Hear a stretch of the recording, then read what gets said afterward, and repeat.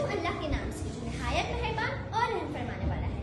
جناب صدر، محترم اساتذہ کرام اور میرے پیارے مکتب ساتھیوں، السلام علیکم۔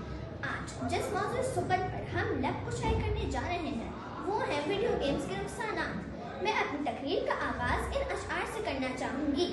ویڈیو گیمز کی دنیا میں گم ہو کر، ویڈیو گیمز کی دنیا میں گم ہو کر بھول گئے ہیں ہم سب کا مدہن ہو کر۔ وقت جو تھا کبھی دوستوں کے سنگ گزارنے کا، وقت جو تھا کبھی دوستوں کے سنگ گزارنے کا، گزر جاتا ہے اب اسکرین کے ساتھ رہ کر۔ نہ کتابوں کا شوق نہ علم کا ذوق ہے، نہ کتابوں کا شوق نہ علم کا ذوق ہے، کھلونے بن گئے ہیں خود کو گیمز میں بہا کر۔ جی ہاں جناب صدر، 1 سال کے بچے سے لے کر 60 سال کے بزرگ تک سب انہی گیمز کی لت پہ گرفتار نظر آتی ہے۔